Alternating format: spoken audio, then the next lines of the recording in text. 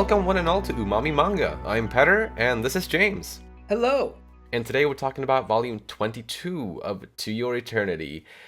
Volume 24 released a month ago in Japan, and with that release, it was revealed that the next volume in Japan, Volume 25, will be the final volume of To Your Eternity. So, Dag. yeah, the end is nigh. And for those of us reading the English volumes, there's now 3 volumes left after this volume that we're talking about today. And when did this arc start? Volume 20 Yes, or precisely. 19? 20? 20, yeah, volume 20 was the first future volume.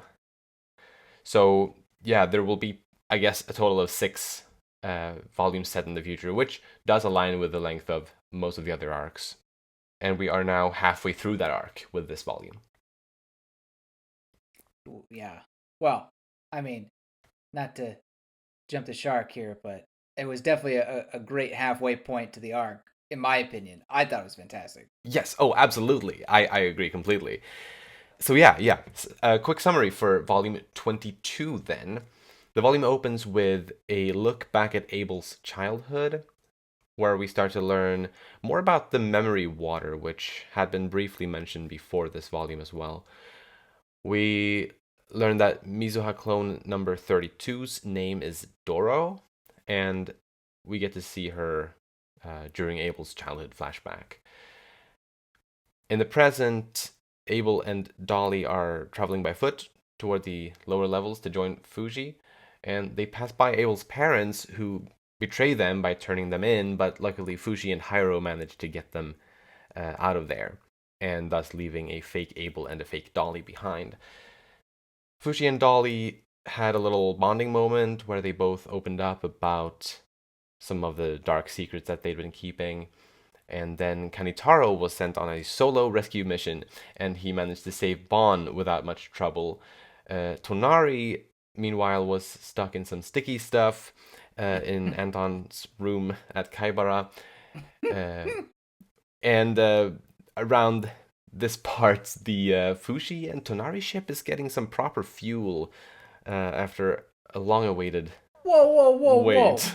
What about the Tonari Anton ship? Like what? Okay, What? there's plenty of fuel there as well, to be fair. Yes, and yeah, with a little bit of help from Kanitaro as well as her own cunning trickery, of course, Tonari managed to escape as well. So, Fushi, Tonari, and Messar ended up having a showdown with Anton outside of Kaibara, which ended with Anton being defeated and turned into a lacking. And the volume ends with Bon's Phi scouting the true headquarters of Kaibara, where he finds a bunch of strange people and a tree made of knocker flesh. Mm-hmm. Creepy stuff. Very creepy. The knockers are properly back with this. I mean, obviously they've been there They've this been whole back. arc, but Yeah. I like seeing them like this is cool. Yeah. Yeah, I mean, gosh, what a volume. I laughed, I cried, I had a good time. It was really just, I don't know, it's a really good time, a really good read, and I'm really loving this arc. I probably am liking it more than the modern day arc, just because of the sheer creativity in Mm. terms of the world, of this futuristic world, um, and the comedy. It's just so good Yeah. right now. I'm not to say that there hasn't been comedy in previous arcs, uh, but I don't know. In this one, it seems like it's been ramped up a bit, and maybe the modern had a fair bit of comedy too. But I think this one, I'm just laughing every chapter, along with the usual feels that I have. Awesome. So yeah, let's dive into this without further ado. Starting this time with Dolly.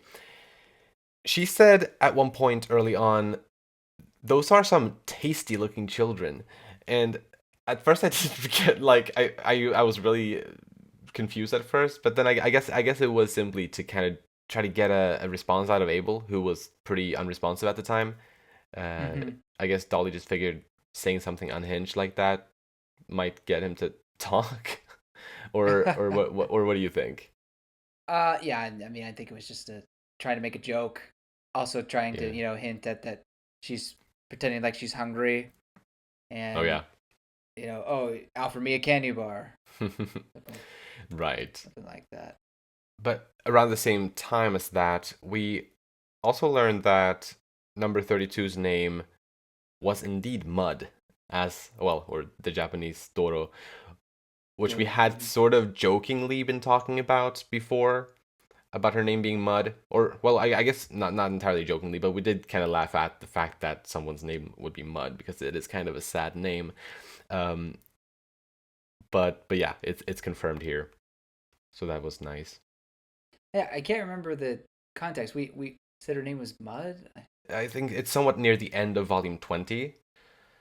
Mm-hmm. Um, they said the word mud, and that triggered the tag chip around her neck to to say that the owner of this tag chip is dead and something like that. And we got like an image of her popping up. Oh. And then I think it was Echo who figured out that it was when they said the word mud that it triggered this response from the tag chip. And so we speculated Mm-hmm. about maybe her name is Mud or something that sounds like mud. And it turns out it is Mm-hmm. literally mud, except, yeah, in the English translation, it doesn't exactly work out, but yeah. Yeah. Yeah. No, that was a cool reveal. Yeah.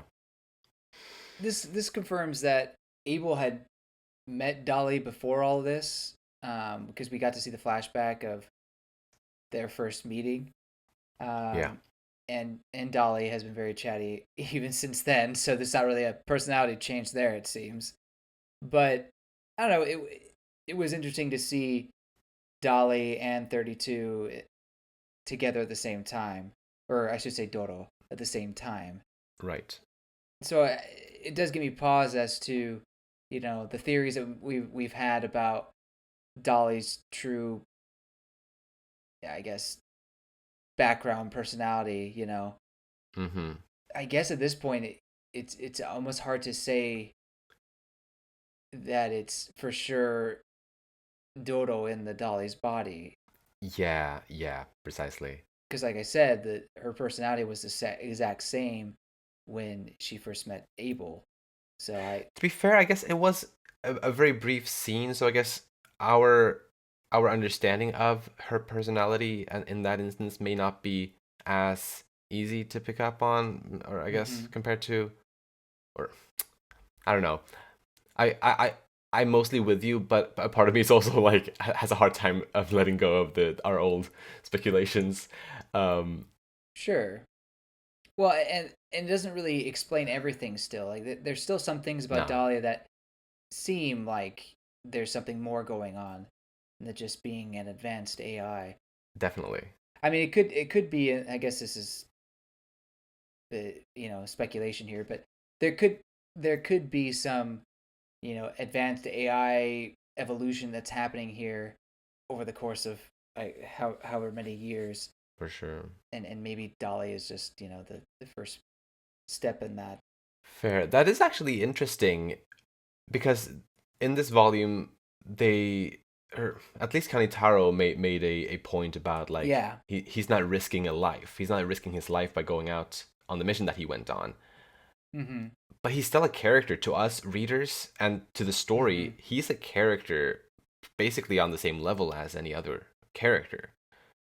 It doesn't matter Mm-hmm. that he's not alive. So the AI, like I guess, yeah, it is an interesting thing to think about. Like how should we value these AIs that seem very human? Right. And I mean, at least in the case of Dolly, is she reaching a point where she's becoming sentient? Hmm. Uh, don't know. Right. But that could just be not even a factor in the story overall. But Yeah. No, but it's still interesting. An interesting thought, and it's like because we haven't really talked about that before on this podcast about the possibility of Dolly being AI. right, like just yeah, advanced very Hmm. much. I mean, it Dodo wasn't the one who created her technically. She found her abandoned, I guess, in the lab. whatever that implies, and then took her and probably did some work on her, I but imagine so, yeah. I have a feeling that it's the work that has accumulated over time has led to the Dolly that we have now, Mm. albeit in the present circumstance with some memory loss and other features that go with it, I guess. But Yeah, yeah. what I wanted to point out though about Dolly that thought was pretty fascinating is well, but basically the feeling that she had when she sees Abel on the tree, or I think, yeah, Mm-hmm. when Yeah. when he finally talks, Zing. it says it's embarrassing to talk. There's the bazing, the Yeah. kiwang, and she has that feeling on the next page as well, the doki doki Mm-hmm. feeling, and then it comes up similarly later on when Fushi's talking to Dolly, when Dolly's asking if Abel is safe. And it feels like Fushi notices it, or at least is making note of it. He almost kind of just, it almost seems like he's, I don't know how, what the word is for this kind of a laugh. It just goes like, hey, like smirks or I don't know. Almost like, really? Is that happening? Uh-huh. So is that love that Fushi is sensing from Dolly there? Yeah. And if so, is it the is have there been different? Is there a difference between romantic love and love between like family? And has Fushi felt that difference before in the past? Have we? It's been a while, Well, obviously, but yeah, I haven't like in this at least in this volume, I didn't really pay attention to any of these like emotion sensations that Fuji feels from people like pain or other like or other positive feelings. I didn't really pay attention to anything like that in this volume. Maybe uh-huh. they appeared, but at least we know that there have been like visual emotional sensations that Fuji feels that we've speculated could be some kind of affection. But there wasn't anything like that with these zings, I think. Well, I don't think this is anything unique. I think this is a similar sensation. I'm the reason why I bring up the romantic versus familial love is how Dolly, or to an extent Doro, views Abel. Mm. Because and to tie it into my next point, on my second read through, I noticed that she had the chip around her neck, and that would put the what tied on with a string, and that would put the chip around the supposed heart area. Now maybe doesn't matter where it is, but could that feeling actually be coming from the chip? And somehow Doro's feeling for Abel, but that theory it doesn't hold water because later on in that exact scene that I mentioned with Fushi, um, it seems that Dolly is feeling those feelings. Yeah, I guess that works. Yeah. But the chip is in like this cold state, or it's taken away from her. She doesn't have it. So these feelings are coming from Dolly without the chip being around, or at least around her Yeah. neck. So Hmm. it kind of shows that whatever Dolly is, whether it be someone else's person or personality or phi or what have you put into the doll, or a Hmm. artificial AI, they're feeling things. Definitely. So it's it's fascinating, and I don't know if I don't know if it's supposed to be romantic love or familiar love. I could see it being either, and I think either would be interesting. Um, with Hmm. familial love, I wonder if Doro saw Abel as like kind of a younger brother type of a thing, kind of similar to gosh, what was her name? Sumika, Mm. the girl that took in Satoru, Yeah, yeah. kind of similar to her, just loving all the orphans. Right. Um, but I could also see maybe there was something that grew romantic feelings. Again, we don't know everything about Doro, or we don't know everything about Dolly. After meeting Abel, so maybe there's Hmm. more that happens after that. But Definitely. it would, although I will say it would be kind of weird if there is like this backstory of Abel and Dolly like having a like romantic date or something like that, like in the past or Yeah, whatever. because she I she don't know. seems she seems sort of grown up at that point. Yeah. Oh, Dodo. Yeah. Doro, Well, yeah, I'm talking about the Dolly. Oh, sorry. I think that I think that would Yeah. be kind of funny. Ah, Well, well, yeah. and but to your point with Dodo, like, yeah, she does seem older. Don't know how much older, and Yeah. when she disappeared, and when exactly Dolly and Abel had parted ways or what have you. We don't really know. It could have been years. It could have been just a few weeks. Hmm. Unsure, but Exactly. yeah, very excited to Mm. find out going further into the story. Absolutely. But speaking of Dolly feeling feelings, uh, it's obvious. It's not only this affectionate feeling, the zing feeling. It's also crying, like very like serious sadness that she feels, and she wants to cry, even though she can't. And like that was that got me. And like she's begged Kai to upgrade her to be able to cry tears. Yeah. Um, so she did. I mean, it was kind of nice that she got to in a way express those tears through the clay helmet thingy that Echo has. Mm-hmm. Um, that was interesting, by the way, since both Dolly and Fushi were struggling with sharing their respective bad news with the group. But they both got to do Yeah. that, at least sharing it with each other, and I think that made Dolly and Fushi grow a bit closer to one another. That moment that they shared, even though it was short lived, and they just kind of played happy afterward. But Well, I think they were closer after that. definitely, yeah, right.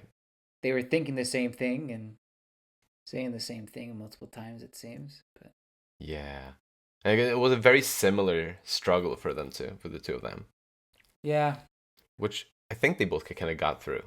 Well, it goes back to the advanced AI theory. In a way, Dolly is kind of experiencing being human and learning what it means to be human in a different Hmm. way, but also similar to how Fushi did. Um, Oh yeah, you true. know, but I guess Dolly's instance is that she's programmed with all with some knowledge versus Fushi having to learn it over time. But you know, Hmm. it's a new way. Yeah, but Dolly's self-identity system increased from 2.88% to 3.79% in this volume. So the numbers are steadily increasing, steadily It's a rising. very small percentage increase, though. I mean, it's been going slowly this whole time, but it is still going upward at least a little bit every volume. Yeah, I mean, I think we're gonna It need a needs to big breakthrough at one point, though. right. I think next volume will give Yeah. us a big increase, I'm sure. Um, but this increase in this volume came alongside this this flashback that she unlocked of a vision of Doro seemingly being dead, which obviously matches what the tag chip has been saying about number 32 is dead and stuff like that. But obviously goes against what Abel is saying about Doro, since he somehow thinks that she's alive, but he doesn't have any evidence to share about that, or like reasoning for why he thinks that she's alive. Um, so that's a little bit Mhm. infuriating. Yeah, it was infuriating, but although we'll talk about that when we talk about Abel. Yes, yes. But yeah, um, Dodo is still quite the mystery, um, Hmm. and what that vision really means. It's hard to tell. Um, it, was that all's blood that we were seeing there, or was that mud? I wasn't sure exactly. I mean, kind of hard to tell in black and white sometimes, but Oh yeah, yeah. I mean, I think it easily could be blood, but yeah, hard to say for sure. it's an awful lot of blood. Yes, dreadful. But do we have anything else on Dolly? I think that's all I have. Then let's talk about Abel Day. So yeah, we got you know, to learn a little bit about his childhood, and this society's view on the lacking still boggles my mind, especially seeing how Abel's own biological parents seemingly having rejected him at birth because he didn't have a tag chip, obviously, since he was, I guess, made naturally. Um, and so, like, I'm thinking about it, like, not only did his parents have sex to make him, they also supposedly, went through like the 9-month pregnancy despite being so opposed to the whole thing. Because they're clearly very opposed to lacking things. Wait, wait, But wait, they wait. still, They use the word adopted multiple times. So true. I'm not entirely sure. I mean, I get where you're coming from, of course. Yeah. Uh, Cause, it certainly could be that they were the parents, but we do know that for 7 years, Captain Rabbit had the kid, and that while they had seen him as a baby, or at least that's what the mother implies, there's no indication that they were actually the ones, or she was the one that actually gave birth to him. yeah, So fair. I don't know. It's, yeah, it's unclear, I guess. Because when they mentioned adopt or him being adopted, I just kind of read that as them wanting to distance themselves from him in some ways because they don't really like the fact that he's lacking and whatnot. But yeah, maybe it is actually actual adoption. I don't know. I mean, I don't Hmm. know why they necessarily felt the need to. Good for them for wanting to adopt, but it's yeah, it's a little odd to keep using that phrase. But to be Mm-hmm. fair, the dad when he's telling Dolly the situation, he does say is like, well, Abel is adopted. He kind of tries to find a word Right. for it, and Mm-hmm. maybe that's because again they are his parents, but they don't want to admit that they are. But they just don't seem like the people that would do that. Like they don't seem to come from that sort of background.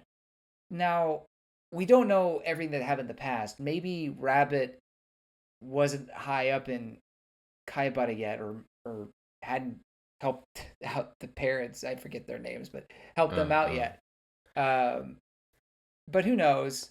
And also something that I want to mention is that Rabbit is supposedly the mother's brother. Correct? Uh, Is that yeah, what it is it that what it was? seems like that. Yeah. So I guess his last name wouldn't be Day. Um, Ah, well. that's that's the father's name. Well, I guess we don't know for sure, but I'm assuming that the society is still taking the the the man's name in the marriage. Mm. But um, anyway, I guess what I'm trying to say is that who knows exactly where the kid comes from, whether he's an actual Day or if he's uh, Rabbit's kid. I mean, I wouldn't put it Oh past yeah. uh, somehow Rabbit being the parent and not wanting to take care of the child, just try to put it Mm. off on his sister. Um, Right, right. Whoever the biological parents are, it would be interesting to learn who they are and how it came to be that whoever gave birth to him. yeah, right. I feel like we have to hear that backstory at some point. Definitely. At the very least, I'd like to know whether his supposed mom and dad are his biological parents. At the very least, I'd like that confirmed. Right. um, I but I yeah. do feel that they genuinely care for him in their own way. Yeah, sure, they sold him off. Not sold him off. They, you know, worked to give him back to Kaibot or tried to. Yeah. But they at least were justifying it to themselves because they thought it was for the best, and they thought that it would just make his life better in the end. Hmm. Um, which I think is a you know stereotypical parent thing to do. It's for your own good, son. Type of thing. Um, Yeah. so I don't know. If it does feel like they at least do love him, although the pictures on the wall without Abel on them is a little a little odd. But again, I guess Yeah. they're trying to keep appearances. Hey, I think that's ableism. Hey, Aha! because he's lacking, and also his Yeah. name is Abel. Oh, those ableists. I wonder if his name was chosen to somehow because he's not able to do all the things that others can, but he's still able. Don't know. I don't know. Anyway, Also, why are there so many pictures of freaking Rabbit Guy? I guess she's right. or he's the He's her family. mom's brother, but still, yeah, Mm, yeah. yeah. I don't know. Anyway, it seems that Abel has difficulty talking. I mean, it doesn't seem it's Yeah. clear he doesn't Yeah. like to talk. Hmm. Um, For sure. and I wasn't sure exactly what was the real reason behind that. Um, at first, I thought maybe it could be a speech impediment, but maybe it's just the fact that he doesn't really have any self confidence in speaking because he's worried that people are gonna automatically know that he's lacking and are just gonna treat him differently because of it or judge him for it. So he just doesn't Hmm. speak, I guess. Yeah. Is that the kind of vibe you got? I did think about something. I don't know exactly what it's called in English, but I would assume it's called something like learned helplessness or something like that, which is a thing where if you if you fail at things a lot, then you start feeling helpless even in areas where you're not necessarily bad, but you kind Mm, of tell yourself or you kind of subconsciously feel that way about even things where you're not technically bad. I'm thinking maybe it's something like that that he's suffering from. But yeah, like yeah, bad self confidence for sure because of how yeah. he's been raised in a society where everybody else can do a lot of a bunch of things that he can't. You don't know the circumference of a spaghetti noodle. Is that not? Yeah, how Yeah. could he not know all these noodle questions? That was so I felt like I had a crazy. stroke reading those. By the Yeah, way, totally. You don't know what a drill mouse is? What the hell? it's first grade. Yeah. His mother told Dolly, I think, that both Abel and Anton are ticklish on their sides, and I couldn't help but think that maybe that's gonna play a part later on in the story. Maybe somebody gets the better on either of them by tickling them or something like that. My one weakness. Right. No, no. I think that comment is either just slightly unhinged to be funny, Hmm. or it's meant for the reader to remember in the future, and maybe there'll be a moment where Dolly uses it to cheer somebody. I don't know. I don't know. People Oh. particularly enjoy being tickled, but maybe it could be, and maybe it's a good moment for Yeah. Dolly, Dolly and Abel, the ship. No, no. Um, Yeah. but yeah, no, I agree with you that you can't just you could just say it, but it seems that will have some sort of thing in the future. What exactly? I'm not sure. Right, right. Or it's just world building. It could be. I mean, it could just be a, like I said, unhinged, wacky thing. I'd be fine with that. Yeah, yeah. But it would be interesting if it was brought back. Agreed. But Abel is now believed to be dead.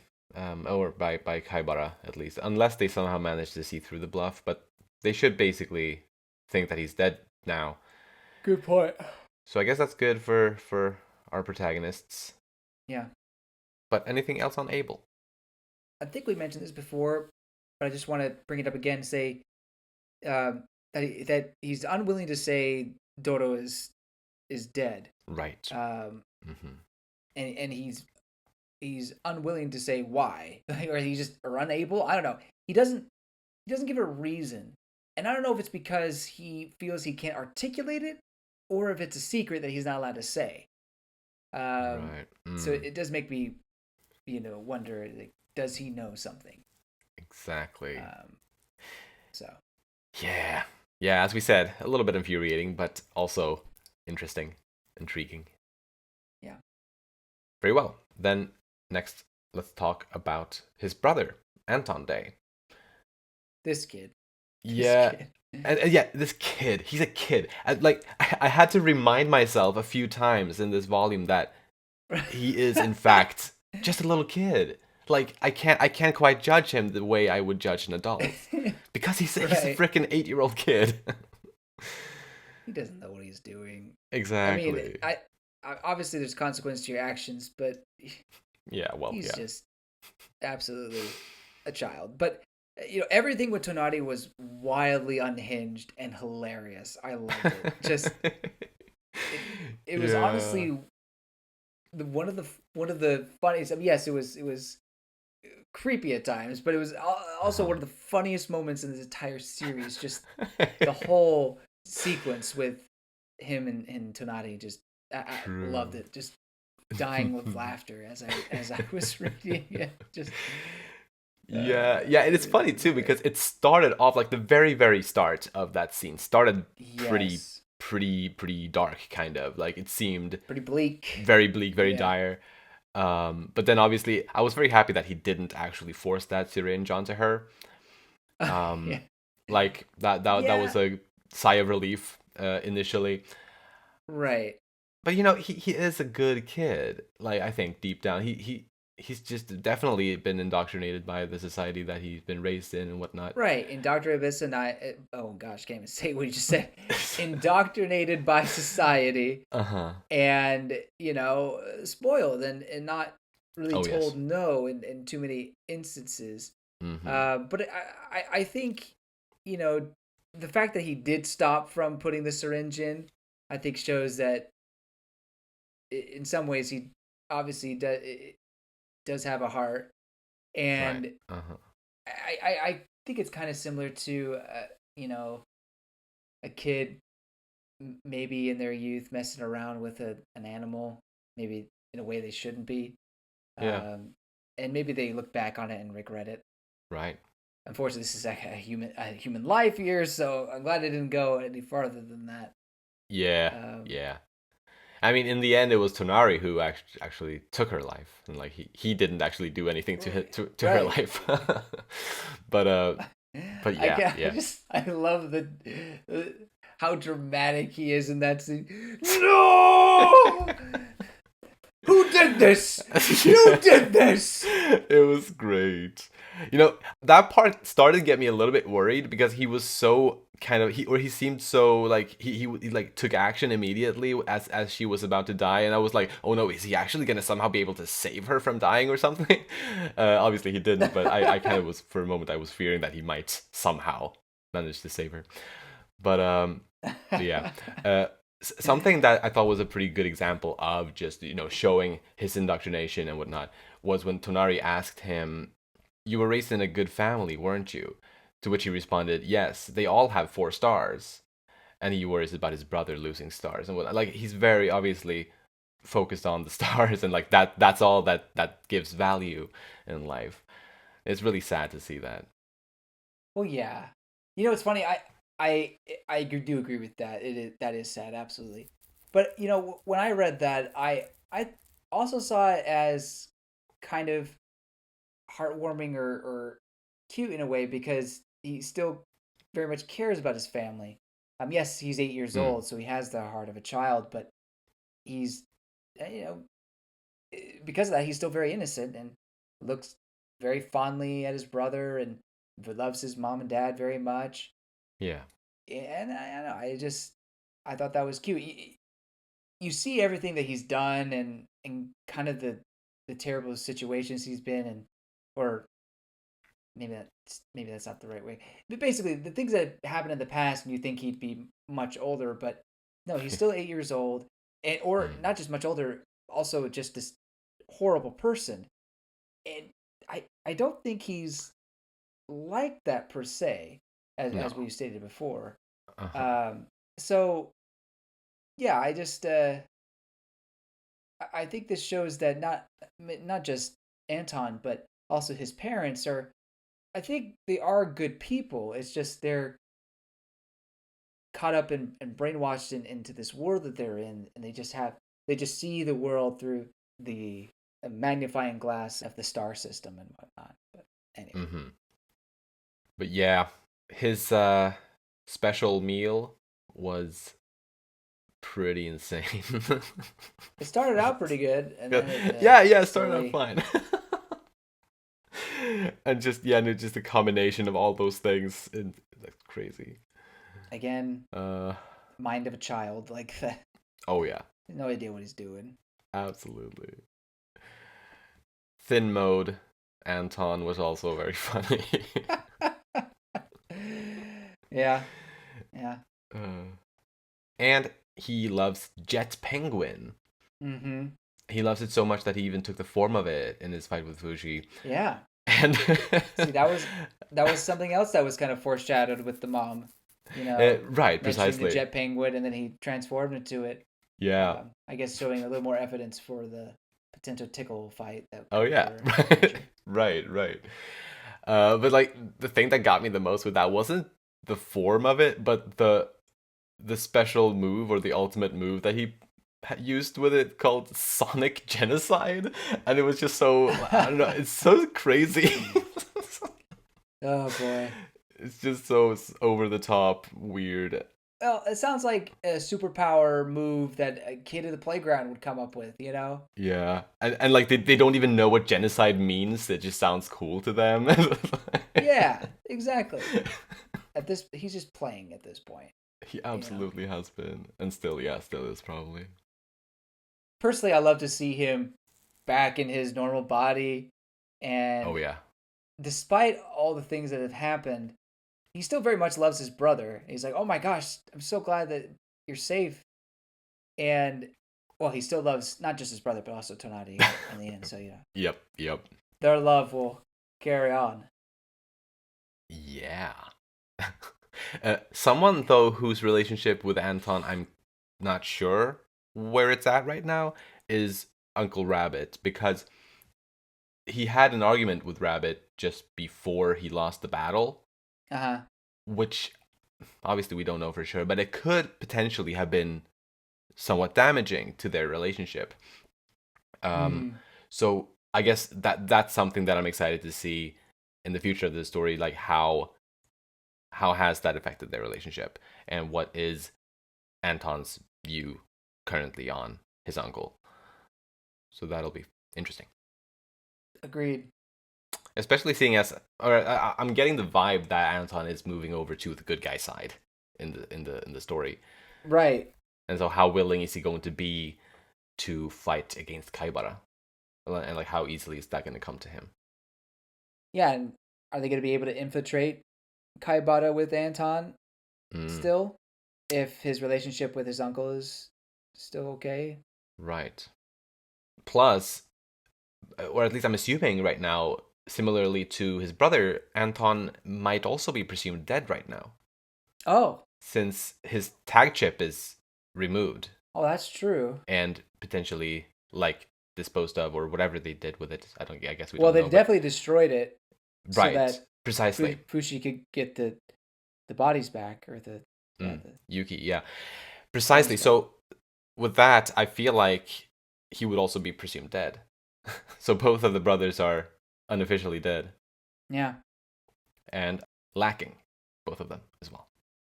Yeah, Anton doesn't seem to be taking that fact very hard at all. No. Like I kind of would have expected him to be bawling or having a fit, but if anything, he's like, pamper me, please. Yeah, I guess. Yeah, the power of love in this case prevails. Well, even before that, he was just like chowing down on food. He's like helping himself, and they're just like, "Wow, I'm Yeah. glad you see you're really making yourself at home here." For as Yeah, childlike as he is, he's also kind of somewhat mature in that he's able to do things himself. But that's true. I don't know. But anything more on Anton? No, that's it. Then let's move on to Tonari. So yeah, this poor girl just needed to pee for like a majority of the volume. Oh man, yeah, that was hilarious, but rough. Very rough. To Oh yes. and thought she was about to find relief, she gets taken by the jellyfish. Didn't see that coming at all. Yeah. Man. But yeah, she played Anton quite well, and she felt responsible for, or well, she felt responsible to stop him because she felt that in a way it was she who had made it so that he got 5 stars. So she manipulated him to make his body easier to defeat, which didn't do much in the grand scheme of things, but still, it was a good effort and very fun effort. It was hilarious to read, and there's all that going down. But Yeah. in the midst of it all, we, as I think you teased the beginning of this discussion, a little more fuel for the Tonari Fushi ship. And I think we had realized in the previous arc, in the modern day arc, that she for sure had feelings for Fushi. And ever since, we've kind of been waiting to see if anything would form on the other side, on Fushi's side. Well, we're still waiting. Yeah. But now it's even more solid. I mean, we're basically at a confession at this point. Yeah, definitely. It's like black and white now, like from her point of view, anyway. Yeah. I mean, she basically describes her ideal man. I mean, I guess in a somewhat serious way, but I guess we couldn't say for sure until it was confirmed later on. But she was basically describing Fushi. Yeah, to a T. Yeah. So guilty as charged, I guess. Yeah. But I don't know if you remember in our previous discussions, but I had basically given up on the romance. It's like I just can't Mm-hmm. see it being fit into here. But now I don't know. I mean, I think she has to deliver on it now. She being the author. Right after this, oh, Yeah, I don't think you can escape it exactly. And also, oh gosh, what is it? Hyro. Hyro. Yeah, yeah. He was saying something about, well, we're not all going to be together forever. At least, Mm-hmm. if for some reason, that's what he's thinking. So he wants her to confess it eventually. So with us knowing that the story is about to end in a couple of volumes, it feels like it's now or never. Yeah, exactly. Sorry, I talked a long time on that one. No, no, no. I mean, this is kind of your area of expertise mostly. um, no, but I agree with all of it, and like not just her describing her ideal guy, but also like her reaction later when Hyro asked her about it. It's it couldn't be clearer. Yeah. The way she feels for Fushi. Mm-hmm. So it's very exciting. I'm also very hyped for this. Fushi's the unknown in this situation. I Yes. I just don't know how he's going to handle it when it comes up. And that's Hmm. the worry that Tonari has, really, is that she doesn't know how this could potentially affect their relationship. Right, which is such a common struggle kind of when you're developing feelings for a good friend. Yeah. And like how would your confession about that affect the friendship that exists? Like that is obviously something that a lot of people probably can relate to, Mm-hmm. and it's tough. It's really tough. Indeed. But yeah, I really, really appreciated all of that. But Tonari defeated Anton with some mushrooms. Oh yeah. I want to know more about those mushrooms because, like, presumably they like sedated Anton or something like that, and but like, why haven't we seen them before if they're that useful? hmm They seemed like a one-hit KO kind of, and they just kind of came out of nowhere. Yeah, I can't remember if they were used before. I don't have any recollection, but maybe they were. Yeah, I can't say for certain. But I liked how she was exposing herself to toxic jellyfish at the end of the volume, probably because of the jellyfish incident earlier in this volume. Right. Got to build that immunity. Always approving. Yeah. Yeah. But anything else on Tonari? No, I think that's it. All right, then let's talk a little bit about Fushi. Okay. We learn that he turns into the tall guy from the occult research club when he's depressed, because that makes it feel better to him. And I thought that was interesting. That I guess depression bites differently on different bodies. I don't know how scientific that is or whatever, but it was just interesting. I thought. Mm-hmm.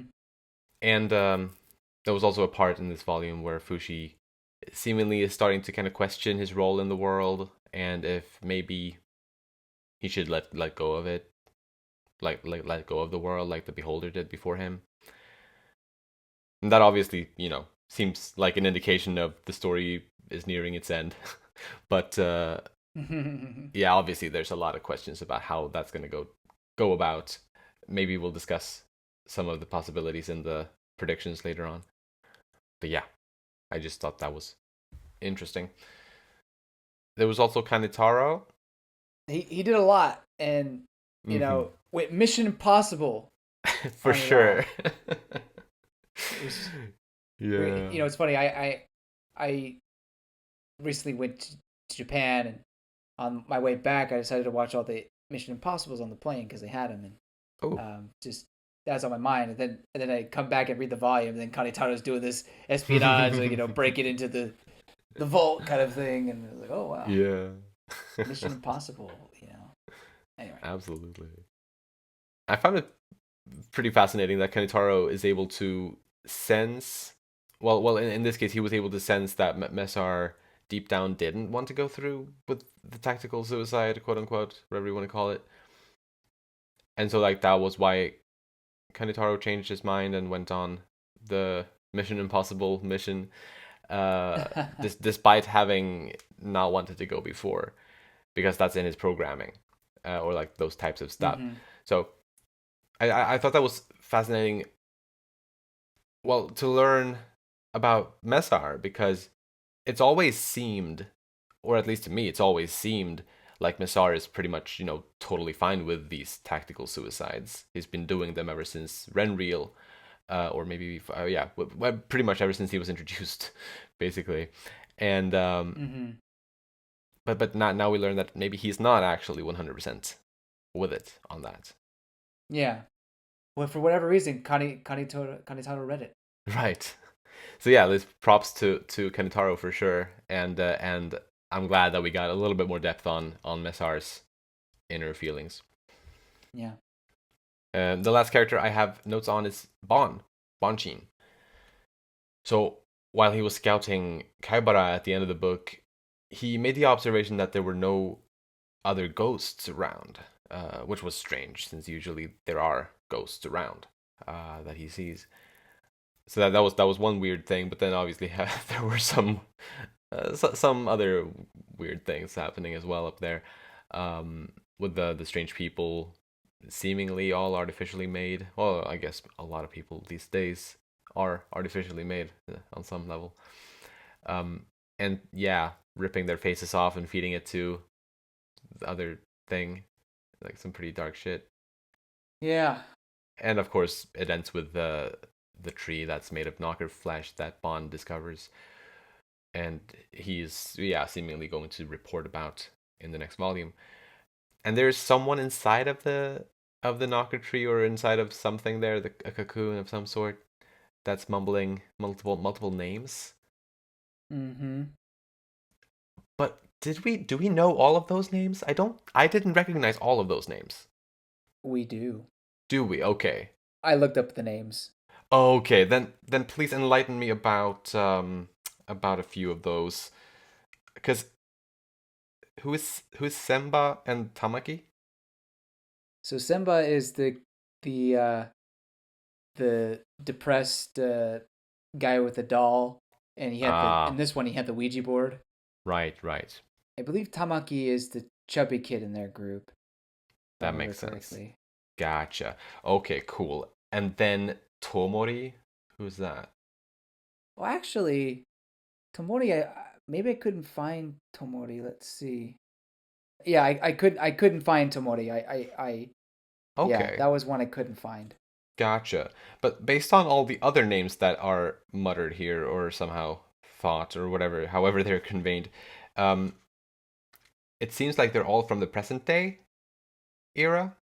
Yeah, the previous arc. Yes, I Mm-hmm. think so. Like or modern day era, yeah. Um, so I guess Tomori would be from then or from there as well. Mm-hmm. It's probably someone that we just don't remember, or that we can't find easily, I guess. Are you sure? I think I know who it is. Or did you just find it? Oh no! I have a theory Oh, about who it is, and I'm waiting for predictions to say. okay, okay, okay. Fascinating. The whole truth behind, well, I guess it's we don't know the full truth yet, but what Bone sees, yeah, is quite unsettling, and it's hard for me to wrap my mind really on what it all means. Yeah. But yes, I do have some a theory about who is in this cocoon. In that case, as we hop into predictions, I think we should start with that. Okay, do you remember the girl No, Yeah. the knocker that was Yuki's friend? Could this be her? Oh, inside the cocoon. Yes. Oh.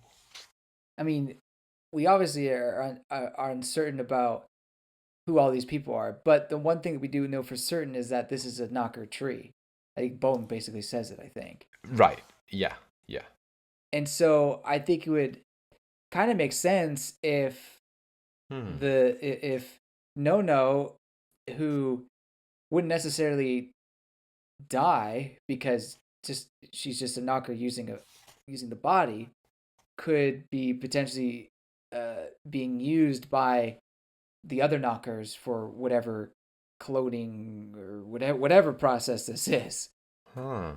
And the fact that she's been with the Kaibara Corporation for a while, probably because of Yuki, and what he did, uh, having started the supposedly good relationships with the knockers, I could Hmm. see it spiraling or turning into this and Ah. putting her in this terrible, terrible state. But I see. I don't know. That's just my thought. There are quite a few cocoons, so I don't know if there Hmm. are other knockers that are similar to No, or if it's not even the same body that Nono had, but rather their well, okay, they can't keep the five from leaving, right? That's not possible. But we do know that Fi can stay in the knocker body at the very least. Hmm. Um, so maybe the knocker shell has gotten to the point where it is very lifelike in some way. But regardless, I do think this girl is No because it's really the only character Huh. that would fit all of the names that were said, that all those name groups. Um, Right. because I don't, it couldn't be Mizuha, because not only does it not look like Mizuha, Yeah. she didn't know Sumika, or at least as far as we understand, there wasn't really a relationship there. But Mm-hmm. No, or Satoru, I think particularly Satoru. I don't think she knew Satoru, but No, I think would have known all of them, including Satoru. So Interesting. Mm-hmm. yeah, that's my thought. Damn. So, but is that the same? the person in the cocoon on the last page, is that the same one who says kill me" a few pages before? Um, I don't know. There's, as you said, there's a bunch of cocoons. yeah. I don't know. I think it could be. I have Could no be. idea. Yeah, yeah. Hmm. But moving on with more predictions, I have some stuff that I've, at least when I came up with it and when I noted it down, I felt was very juicy, and I guess we'll see if I still feel that way. We'll see if you feel that way, or any of the listeners feel that way. But Anton talked about how Kaibara is researching how to bring people back from the dead, and Mm. we don't know if they've succeeded yet in actually bringing anyone back from the dead. But the Mm-hmm. idea seems to be for clones to drink special memory water containing cells from the body of the person that one wishes to bring back to life. So I had the thought that that is the reason for all of the Misa clones. And I think I may have had like some type of speculation sort of around this before, but not with this much information. But basically, that they made all the Misuha clones because Kaibara wanted to resurrect Hayase, Hmm. and Mizuha's body is the closest body they could get to Hayase, Mm-hmm. I guess, or somehow maybe they were able to get Hayase body cells to make Hayase memory water, and then they've been experimenting and trying to get that to work within a Mizuha body. Mm. And so I'm thinking that their goal might have been to revive Hayase properly. Like by that I mean bringing back the real Hayase, not just her Phi reborn in a different person as we've seen before, but actually Hayase returning. And right now, I'm thinking that they succeeded in that, and that's the reason why they had the rest of the Misa clones killed, because they succeeded. Mm. So it would explain why they killed the the spares or what have you. So that's my theory, or that's one of my theories right now, is that Hayase is back. She's behind the curtain, like she's the top person of Kaibara, the secret top person that we don't know who it is Hayase. Because who else would be fitting for like the final big bad of To Your Eternity? Right. Yeah, I was gonna say that just now as well. Uh-huh. Yeah, it would be pretty fitting to have Hayase as the final baddie in a way. Um, but that said, I do feel like the knockers are supposed to be the ones that are Mm. the final obstacle, and I don't think Hayase really represents their group entirely. Um, Certainly the Guardians and who would eventually become the Kaibara group, but I feel like the knockers were using Hayase, and I don't necessarily think they would worship her or try to bring her back um, in any way.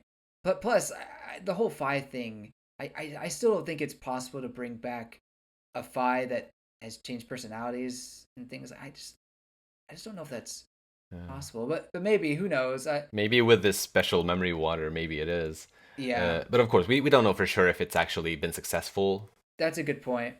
The memory water, yeah. I think that it's just them trying to get closer to Fushi as much as possible and being able to try to replicate the power of the beholder um, Mm. as much as they can and try to, end their curse, as the knockers say, about with humanity, because they just believe life is suffering, and why come to earth to experience death, and you know they, they don't they see the body as a prison. But if you have control over death, then it's no longer a prison per se. Um, Yeah, right. Well, especially in the world that Kaiba has created here, where there isn't even pain necessarily, or at least not yeah, if you have enough stars and the tag chip. yeah, exactly. So that's kind of what I'm thinking. Hmm. Um, Fair. but again, it would be very uh, fitting for the overall story if Hayase were to come back. And in that capacity. But I'm It I'm would. kind of leaning towards not being that. Right. I mean, yeah, I definitely can see the knockers being the big bad as well, like with no Hayase in the picture, really. Mm-hmm. But I am still excited about the possibility of this idea. Yeah. um, Another thought that also came to mind regarding the stuff that Anton was talking about regarding Dolly. I said earlier on in the discussion that I kind of haven't given up on the idea that Dolly somehow is Dora, even though it's seeming less likely currently. But my current specific speculation about that is that Doro may have somehow inserted memory water made from her own cells into the doll. Mm. And maybe she knew somehow she overheard that all of the Misaha clones were going to get killed. So she came up with this idea to try to save herself. Mm. Yeah, so I guess that it would explain that. But yeah, obviously there's still other things that might not totally add up with it. But seeing as next time we'll probably get all of this explained regarding Dolly, Yeah. I will let this be my final prediction on who Dolly is that it was Doro inserting memory water of her from her cells into the doll before she and the others died. Mm. Or well, yeah, all of the clones died. Yeah, it does seem like memory water is this convenient tool for this world that we're now starting to see a lot of use for. So maybe, yeah, maybe it does play a huge role in this. Yeah. You know, I honestly I had been on the same boat for a while, but after this volume, I'm kind of unsure. I almost want to say no, Dolly is not Dodo. So I guess I'll just stick with that. Whether it be an AI thing, advanced AI, or something else going on. But the whole love stuff is also very strange. I don't know. Yeah, it's Um, interesting. yeah, I don't know. I really don't know. What if the clones are somehow still alive, Ah. or at least some of them? Because we don't know where Anton got his suit from. It's certainly not from his chip because he can't use it like everybody does. Doesn't have it implanted.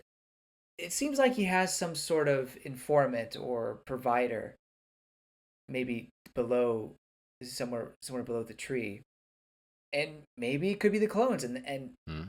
when Abel was saying that he wasn't, or that he believes Dodo is still alive, but he would never give a reason, maybe he couldn't say because the clones are still alive, and including Dodo somehow. Ah. And Yeah. part of his mission is to get back the doll for whatever reason. The clones want it back, or Dodo wants it back, and so maybe that's what's happening there. Mm. Oh I yeah. don't know. Hmm. Right, because yeah, we also need an explanation as to how he knows or how he whatever feels convinced that she's alive. How come? Yeah, right. Going to that, back to the dead body of Dodo that Dolly supposedly saw. Mm. If you look at it, it looks like there's a cloth over it, and there probably is. But Hmm. the way that it's kind of veiny, it reminds me Yeah, of a knocker. I thought about that as well, actually. Well, I'm glad I said it first. I did well. I didn't want to say it because I don't know, but I'm glad you said it. Right. And we just had this whole reveal at the very end of the chapter or the volume that shows Knocker Tree being some sort of cloning process. So I wouldn't be surprised if all clones are really just Knocker flesh, Ah. and that when they die, it shrivels up as a Knocker. So I guess it wouldn't change the fact that she's dead. But I don't know. It it looks like a knocker. So Hmm. maybe there's some implication that somehow Dodo is still alive somewhere, just not as in the knocker body. Well, then maybe that goes to your theory, or well, I also had this theory towards the beginning of the story, is that Dodo somehow transferred her being, her Phi, into into Dolly, Mm-hmm. and that's why you have the Dodo's body right there, even though it's a knocker clone and dead. She's still alive inside Dolly somehow. I don't Yeah. know. Right. That's just all my thoughts sort of thrown into one. Yeah, yeah, no, no, but that is. As I said, I'm glad you brought up the knocker visuals on that body, even though I'm not sure it means anything. Maybe it's just coincidence, but yeah, it did also kind of revoke those thoughts from me. I mean, it also looks like mud, but I when I first saw it, but then as we were talking, I was like, oh, you know what? It actually looks like a knocker. So Yeah, I think it might be that. if it looks like mud, it looks like Toro. Right. When I wrote down mud, I was actually thinking about Echo's people. Yeah, right, But exactly. I was thinking about that as well. Is there a connection between her name and the Earthenware people? Probably not. yeah. But yeah. One other thing about the clones and Abel, and something that I should have brought up when I was talking about it, is Uncle Rabbit mentions that he had someone put the chip, or they were supposed to put the chip into Abel, but they only gave him a necklace or whatever. Right. And I'm wondering if maybe that was actually the clones that were supposed to do that, and that could Ah. explain why maybe Dodo and Abel know each other already. Ah. At that age, is that they kind of took care of him a little bit uh, Hmm. while I was there, and maybe that could imply that the feelings that Dolly is feeling is actually familial, like almost motherly, Oh yeah. or sisterly, rather than Right. romantic. I like that. That's a good one. Ah, so excited for the next volume. Oh. Yeah. But speaking of some kind of love, the Fushi X Tonari ship needs to go somewhere Let's go. before it's going to. So that's obviously Uh huh. it's an easy prediction to mention, I think. But still, worth mentioning. And yeah, seeing as there's only 3 volumes left, it needs to get going, I think, pretty soon. Yeah. It. You can't. I don't think you can just save it for the end. I think you gotta Hmm. have some interactions here. I mean, I kind of had this issue with the previous volumes where there was no hint of any romance starting to happen, even though Yeah. we were in this arc. Is that when is the right time to start bringing that kind of stuff back? Because as we know that the next volume is going to focus so much on Dolly's truth and the clones and everything. When do you just like stop the whole story and just like, oh, by the way, I think you're a hot guy, and I think we should hook up. Yeah. And when does and I think it's inevitable that Fushi's just gonna just be flabbergasted by the whole thing. It's like, how do I even react to this? And Hmm. that's gonna be a whole thing. Yeah. And maybe he'll think about turtles and stuff. No, it could have used a whole arc for like Fushi exploring what love is and what like romantic Yeah, love and those types of stuff is. Like, I did kind of think the modern arc was going to go that route, but it uh-huh. kind of stopped. Like it was going there, and then it didn't. Mm, But yeah, I agree. It would have been nice to have more exploration of it. I guess we yeah. still have 3 volumes, 4 volumes, Hmm. 3 volumes, 3 volumes. Right. Because So I mean, we'll I know see. some mangaka like or authors in general sometimes shy away from depicting romance because it's like embarrassing or it's difficult. But we know that Yoshitoki Oima can do that, so like she has no reason Yeah, to not do it. She did it beautifully in A Silent Voice, and she's already done it a couple times in this specific manga. So yes, very we much know so. she Yes. can do good romance. Yeah, we'll see. We will indeed. I have 2 questions that I'm personally pretty torn on, but I'll post them and see if you have any responses. Okay. So the first question is, do you think Fushi will cease to exist by the end of the story? Mm. Like he was brought into the world at the start of it, and he will cease to exist at the end of the manga? or will he live Hmm. on past the end of the manga, despite the doubts that we saw in this volume? Will he live for an actual eternity? He mentions that if he, at one point during this volume, he mentions that, oh, I feel like I should just disappear Mm-hmm. or something along those lines. But that was the Exactly. depressed him, Yeah. and I think the true Fushi, or the Fushi that he wants to be, would keep going. And I still think that the end game is him in some capacity taking over the role as beholder, um, and Yeah. becoming this completely omniscient being, one that is human, but Mm-hmm. still all seeing and godlike. But Right. I don't know. Yeah. Yeah. I think that would be definitely the more kind of optimistic and happy ending. Definitely. And Hmm. and I like it because it would also, definitely embrace the eternity aspect of it all, for him to just Yeah. continue to be even more godlike and whatnot. At Hmm. the same time, I also kind of like the idea of of this manga literally being the start and end of Fushi, and he would have still lived for like over 1,000 years. But Hmm. yeah, yeah. As I said, But I'm that's not torn on very it. long in the grand scheme of eternity. That's fair. That's fair. I guess nothing is really long in the grand scheme of eternity, to Well, be I guess honest. yeah. What is an eternity? Yeah. Yeah. Yeah. No, but that's still a fair point though. But yeah, I think you gave a good answer. My other question is whether or not we get to see the full transition of it. Do you think we'll see Fushi create a new beholder, like, or a new him, within the last couple of volumes? Yeah. I think it could be very poetic for him to, in the volume, in the same way the Beholder begins the series, the first one. Right. And so I wouldn't mind that, but I don't think that's going to happen. I think um, we won't see that in, because in reality, Fushi is different than the Beholder, as we found out through Satoru. Is that Satoru as a being kind of always existed, um, Yeah.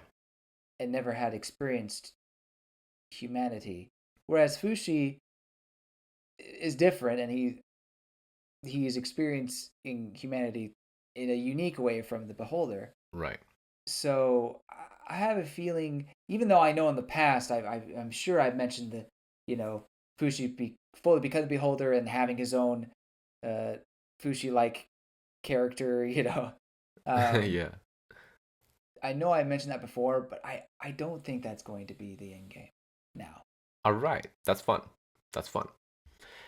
Yeah, I'm trying to pick like a side on that, but I may actually agree with you. If I'm gonna have to pick one side, I may actually stand on the same side as you Hmm. on this, Yeah. because yeah, as you said, he is different. He is not the beholder. Right. Right. You know, is there really a reason for him to go through with this? Um, because Hmm. Beholder's reason was just someone else to replace him, so that he could die, Yeah. basically.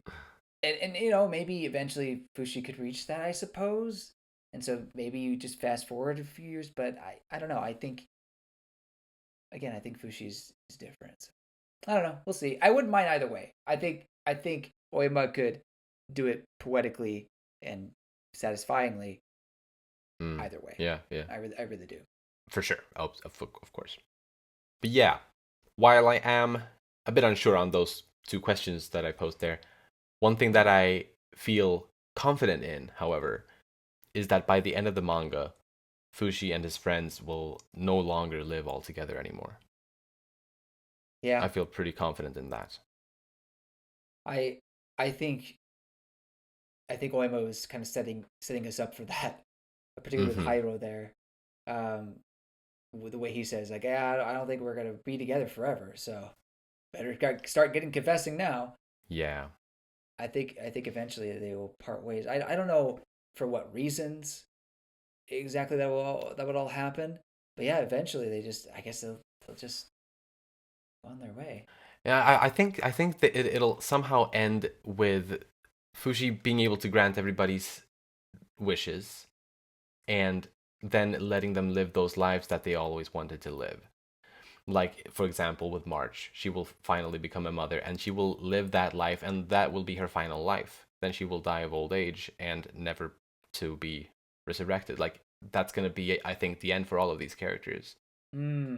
They're not going to continue to be immortal forever. Okay. Yeah, because I mean, they kind of already lived full lives at one point. Yeah, Um, they've lived multiple full lives, probably. well, and yeah, some of them probably have multiple ones. So yeah, I guess there is this wish for them to live their perfect lives, fulfill their dreams still. Hmm. Right. And some of them obviously have very, very clear dreams like that, like March, obviously. So I guess that's why I took her as an example. But I think it's similar for all of them. They all have something. Um, I mean, I look, I'm not one to talk, but does March need some dating advice or something? Like, I mean, I mean, she's usually a kid. I mean, she's a 1,000-year-old kid, but still a but kid they grow most of the time up. when we've seen her. Right. She has grown up at least once, probably more than that by now. I mean, she went through the whole school system in the modern age. Right. Yeah, and we saw her as an old woman. But yeah, I don't know. Being in a child's body, does that make you more childish? I don't know how that works exactly. Oh yeah, that is interesting. Like for example, if he was to force Tonari to come back as a 3-year-old, Yeah. would Right. I guess supposedly she would act like a 3-year-old, right? But then again, when they do come back, they usually have their memories of the previous lives and all that, like their experiences. Mm-hmm. Yeah. So Yeah. so I don't maybe know. she wouldn't act like that. Wow, I've never thought about this before. Hmm. Yeah. Well, let's Yeah. move on because it's not worth thinking about too Yeah. deeply. I don't. This won't lead anywhere. But yeah. But yeah. I think I've shared my all of my predictions. I have a feeling that Anton could be a spy for them in Kaibara. Oh no. No. Or Not a spy for Kaibara. Uh, oh a spy into Kaibara that gotcha. maybe Fushi and them use because they have an issue of getting into any of the Mm, part of the headquarters. So if they right. can't do it by their normal means, then maybe having a man on the inside like Anton would be a good fit. Um, True. True. I like it. so Yeah. yes, They'll just he have doesn't to have his. somehow. Go ahead. No, No, you say. I think I was about to say Yeah, basically the same thing about his tag chip being missing now. Might be yeah, problematic, but yeah, maybe they'll find a way around it. yeah. I mean, I think someone mentioned that. Oh, just go cry to Kaibata. They'll give you a replacement. I'm sure. So I think Uh, something like that could happen right. potentially. But do we want a new tag chip in this character? I think he's kind of better without Well, it. yeah, yeah. So I don't know. Like it could be like they go. It's they use the chance that they bring him in to get the new tag chip, and that's when they infiltrate. So he doesn't actually get the new tag chip. Oh You know yeah, what I mean? right, right. Like it's like he's on his way to do that. But Precisely. Yeah. you know, yeah. That's all I got. Great. Those were some fun predictions. I had a lot of fun with those. I love predicting this story or trying to predict it. It's such a fun story to eternity. Really is. But this leads us to the final question. Who was the star of the volume? I could have given it to Kanetaro just because of his Mission Impossible stuff. I Yeah. think he really showed up there. But I got to give it to Tonari. Tonari, like her manipulating of Anton and I don't know, just the feelings that were coming out with Fushi. I thought that was really good. There's a Mhm. lot of characters obviously in this volume, but for me, I think it was Tonari.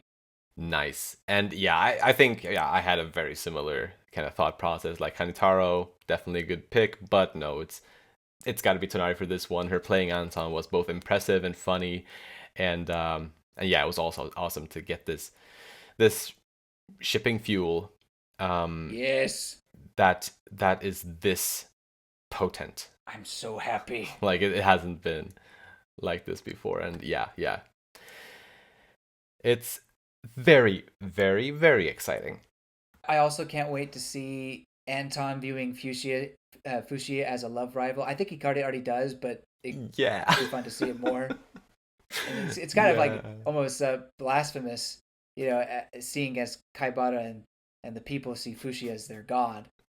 Um, and so Right. to be jealous Oh, of the god, man. what? How dare you? That's tough. I don't think Anton sees it that way, but maybe Rabbit or the parents find out and they're just Oh yeah, that's you know blasphemous.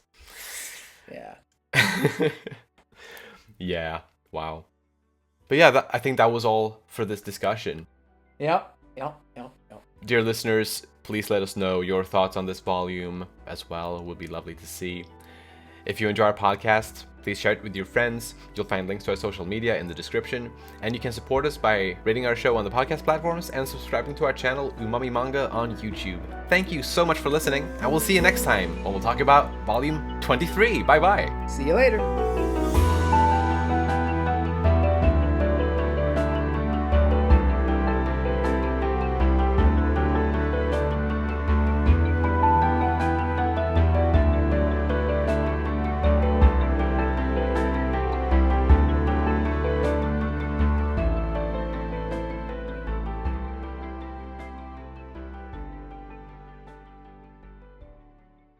So now I can't wait for the Able musical number. There's 3 volumes left. 3 volumes of potential for singing.